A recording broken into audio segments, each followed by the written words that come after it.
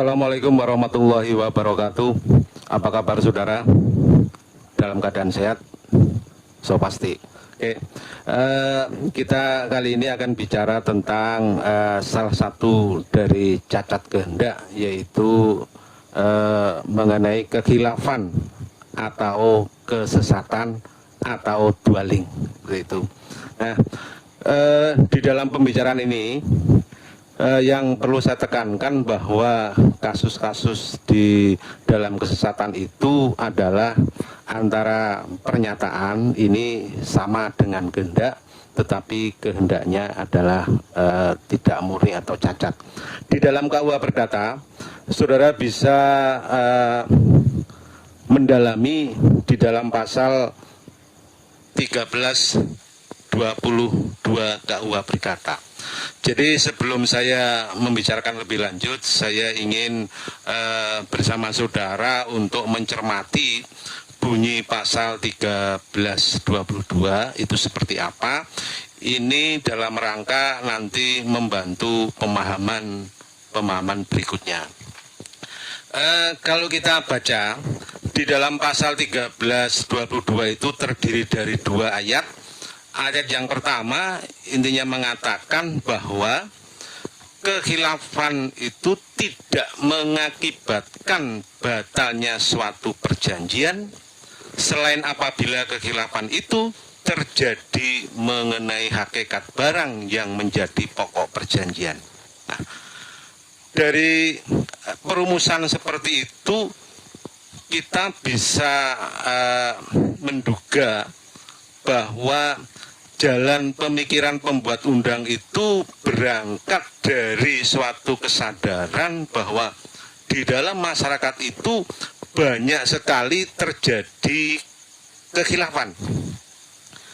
Jadi kekhilafan itu bermacam-macam. Nah, salah satunya adalah mengenai hakikat barang. Dari perumusan seperti itu, pembuat undang-undang juga menyadari bahwa prinsipnya kekhilafan itu tidak menjadi sebab kebatalan suatu perjanjian. Ini prinsipnya seperti itu. Nah, yang kedua yang harus nanti dicermati adalah mengenai hakikat barang. Ini nanti akan bisa menjadi kajian karena apa? Karena kita tahu bahwa tidak semua perjanjian itu pasti terkait dengan barang. Coba diingat-ingat, apakah semua perjanjian itu selalu objeknya atau objek prestasinya adalah barang? Tidak juga. Apakah dengan demikian berarti kalau suatu perjanjian itu tidak terkait dengan barang lalu tidak terjadi kekhilafan? Ini nanti yang dapat menjadi kajian saudara. Kemudian ayat keduanya mengatakan bahwa ini jalan pikirannya juga sama dengan ayat 1, bahwa kekhilafan itu tidak menjadi sebab kebatalan suatu perjanjian selainnya kalau kekhilafan itu hanya terjadi mengenai diri lawan janji. Intinya begitu. Jadi ayat 2 ini pun juga mengatakan bahwa kalau ada suatu perjanjian, seseorang itu merasa khilaf tentang lawan janji, prinsipnya tidak dapat menjadi alasan pembatalan perjanjian. Kecuali kalau perjanjian itu dibuat atas dasar mengenai diri lawan janji itu. Berarti ada prestasi yang melekat bersenyawa dengan subjek lawan janji. Nah, dari bunyi pasal 1322 seperti itu, kita bisa mendapatkan suatu pemahaman. Yang pertama bahwa kalau kita bicara kesesatan, maka sebenarnya kesesatan itu adalah pembicaraan sesudah perjanjian terjadi. Jadi bukan dalam detik-detik tercapainya sepakat, enggak. Setelah perjanjian lahir baru diketahui, disadari adanya kekhilafan. Ini yang pertama yang harus dipahami. Maka klop dengan uraian-uraian sebelumnya bahwa di dalam kesesatan itu antara pernyataan dan kehendak itu sama. Begitu. Berikutnya adalah di dalam kenyataannya wujud kesesatan itu bermacam-macam. Jadi banyak sekali orang itu merasa khilaf, merasa sesat ketika setelah membuat satu perjanjian. Ini pemikiran pembuat undang-undang. Berikutnya yang kita pahami adalah dari bermacam-macam kesesatan itu tidak semua kesesatan itu dapat menjadi alasan pembatalan suatu perjanjian. Lalu hal-hal apa atau kesesatan macam apa yang dapat menjadi alasan pembatalan perjanjian? Ada dua di situ. Yang pertama menurut pasal ini adalah kalau orang itu sesat mengenai hakikat benda pokok perjanjian. Ingat, benda pokok perjanjian.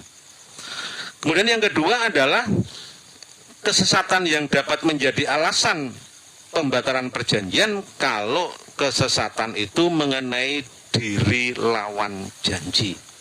Nah, seperti apa konkretnya kita bisa mengurai lebih lanjut mengenai kesesatan. Jadi intinya di dalam kesesatan ini adalah seseorang itu menyepakati suatu perjanjian atas objek atau lawan janji yang ternyata tidak sesuai dengan apa yang dipikirkan atau apa yang dibayangkan. Jadi menyepakati suatu perjanjian ternyata tidak persis seperti yang dibayangkan ternyata. Menurut pasal 1322 yang ayat pertama tadi, bahwa kesesatan yang dapat menjadi alasan tuntutan pembatalan itu adalah kalau orang sesat mengenai hakikat benda. Nah, kalau saudara ingat hakikat benda, saya yakin di masyarakat sudah punya pengertian pemahaman tentang hakikat benda. Tetapi di dalam pembicaraan kesesatan bukan pengertian hakikat benda menurut masyarakat, tetapi hakikat benda yang menjadi pokok perjanjian. Artinya apa? Artinya hakikat benda itu merupakan ciri esensi, ciri yang harus ada pada benda pokok perjanjian. Kalau tidak ada ciri tersebut, maka tidaklah menjadi pokok perjanjian benda yang bersangkutan. Ini maksudnya itu. Nah, biasanya kalau seseorang itu menyepakati suatu perjanjian yang terkait dengan benda, misalnya seseorang menjadi pembeli, umumnya ciri penting yang menjadi ciri esensi dari suatu benda pokok perjanjian itu tidak dikemukakan pada lawan janji. Coba dicermati. Apa alasannya? Kalau seseorang menjadi pembeli mengemukakan ciri pentingnya atas benda yang dibeli, kemudian penjual tahu, apa yang terjadi? Penjual akan matok harga, nggak bisa dinego. Oleh sebab itu pada umumnya seseorang yang membeli suatu benda itu tidak mengemukakan ciri esensi dari benda yang ia beli. Ini yang harus disadari. Nah, maka nanti ketika saudara harus mencari ini ada kesesatan apa enggak, maka hal seperti ini nanti yang harus dikaji, diteliti lebih mendalam. Ciri penting yang menjadi dasar dibuatnya perjanjian oleh salah satu pihak itu tidak dikemukakan. Tapi nanti setelah perjanjian dibuat, setelah menyadari barulah dikemukakan. Oleh sebab itu ketika nanti mencari kebenarannya apakah terjadi kesesatan apa tidak, maka kita harus mencari dari tujuan kenapa seseorang itu menutup suatu perjanjian dengan benda sebagaimana dimaksud. Nah, tujuannya untuk apa? Dari tujuan yang bisa didalami itu nanti bisa diketahui ciri esensi dari suatu benda pokok perjanjian adalah ini, misalnya seperti itu. Ini dari tujuannya. Misalnya begini, dulu pernah terjadi suatu kasus di pengadilan, ketika seseorang mendapatkan penawaran sebuah hutan. Hutan ini ada tanaman kayunya, kayu industri. Nah, ternyata si pembeli hutan ini mendapatkan gambaran yang keliru dari jumlah pohon yang ia beli. Si penjual menjual hutan, kemudian si pembeli ternyata punya bayangan tersendiri. Jadi ciri penting yang ia jadikan dasar membeli hutan itu adalah jumlah kayu ternyata. Setelah terjadi sepakat, kayu ditebang ternyata tidak sesuai jumlah yang dibayangkan. Lalu menuntut pembatalan perjanjian.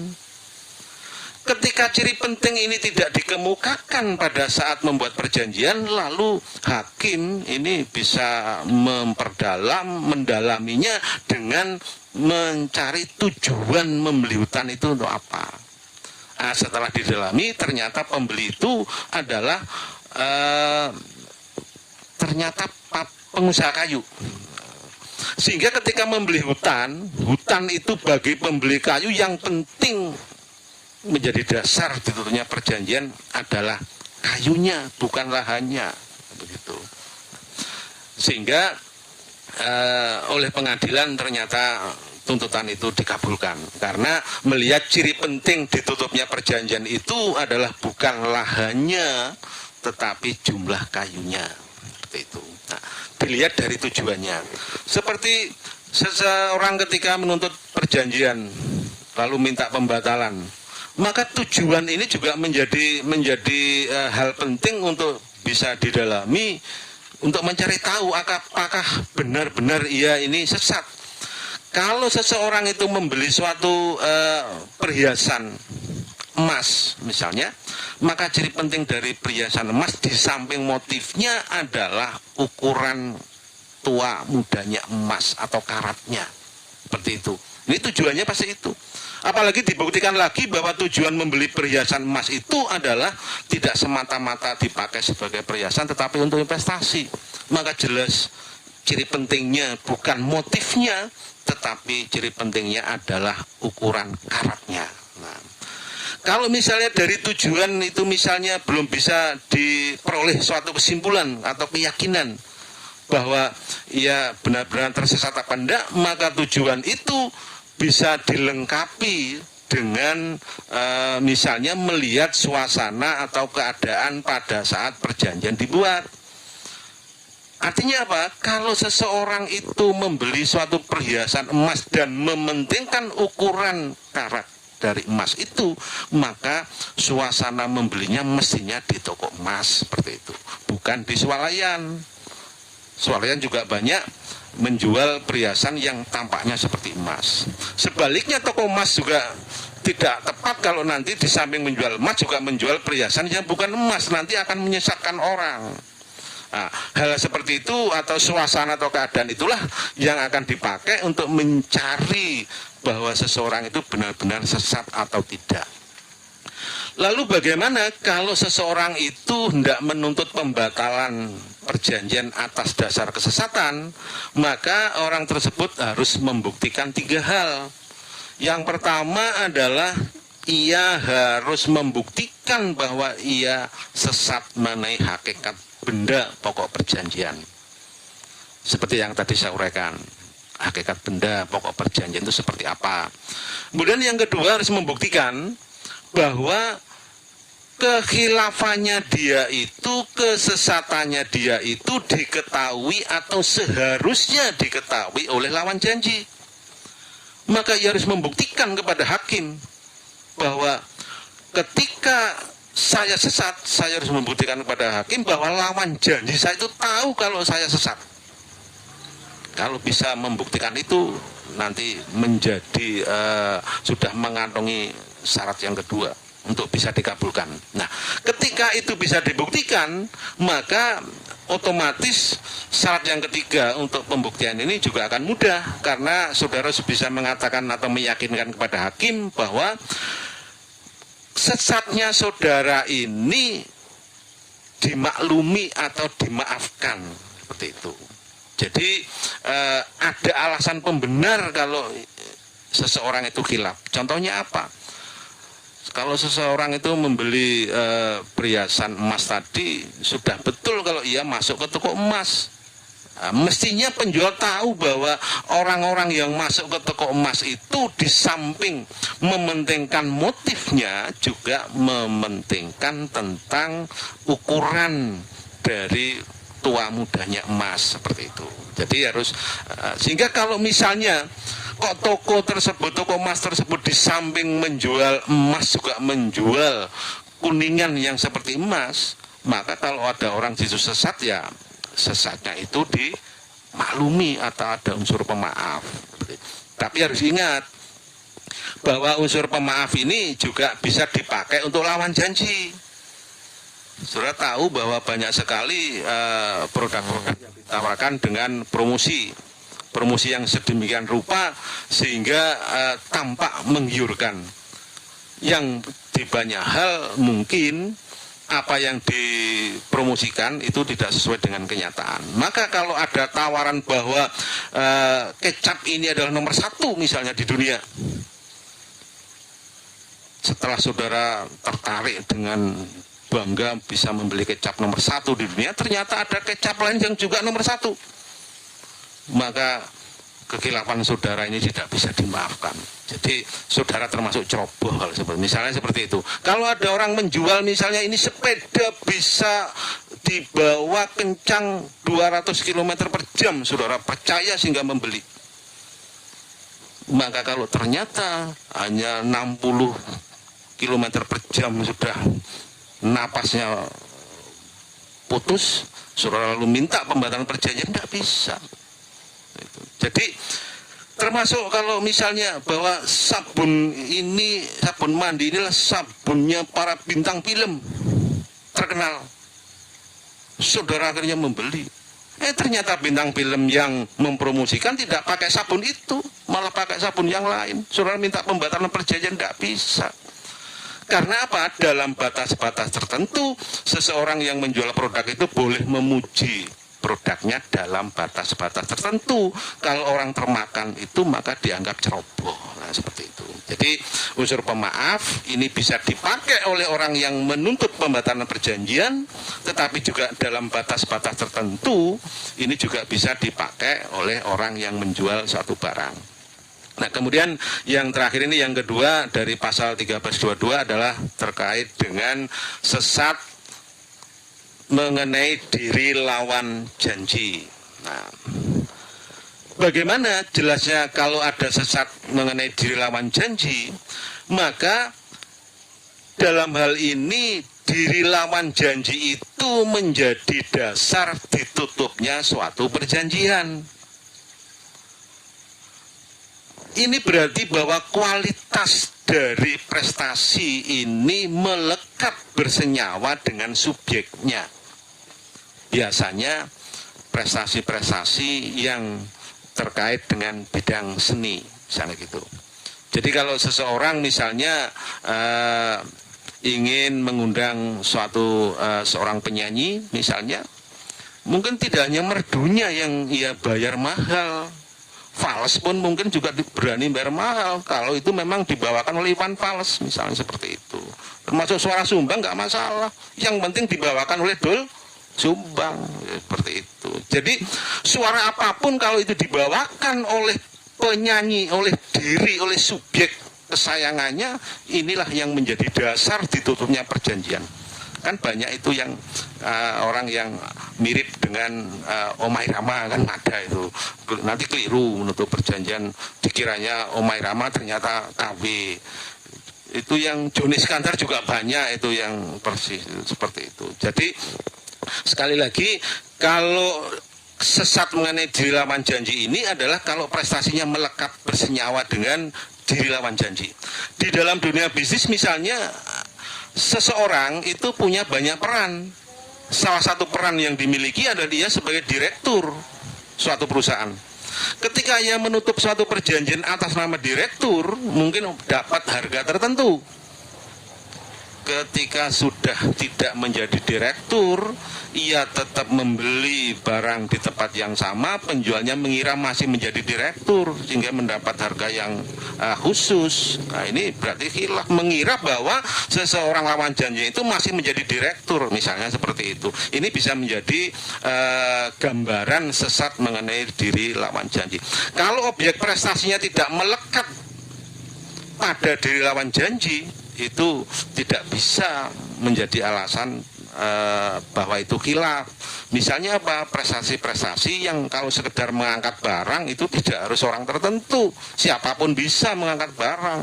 Lain dengan lukisan, meskipun lukisannya coret-coret tidak abstrak, di banyak orang mungkin nggak bisa menikmati, tapi kalau itu lukisannya Avandi harganya mahal, apalagi punya Van Gogh, mahal sekali. Ini berarti apa? Coret-coret di kanvas itu ternyata bersenyawa dengan subjeknya. Nah, ini yang saya maksudkan. Oleh sebab itu, bagaimana kalau ada kekhilafan atas diri lawan janji ini, lalu orang mau menuntut pembatalan perjanjian?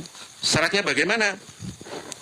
Hampir sama dengan yang syarat kalau menuntut pembatalan perjanjian terkait dengan hakikat benda pokok perjanjian. Yang pertama adalah harus dikemukakan kepada hakim bahwa ia sesat mengenai diri lawan janji karena prestasinya melekat pada diri lawan janji. Yang kedua, harus dibuktikan bahwa sesatnya dia itu diketahui atau seharusnya diketahui oleh subjek lawan janji, gitu. Orang ini mengira saya umay-ramai ini, ternyata bukan, tetap aja ditutup perjanjian. Nah, ini berarti harusnya tahu begitu. Nah, kemudian yang kedua adalah, yang ketiga adalah harus membuktikan bahwa khilafnya dia itu dimaafkan atau ada alasan pembenar. Nah, siapapun Pak Hakim kalau menjadi saya pasti akan sesat. Intinya begitu.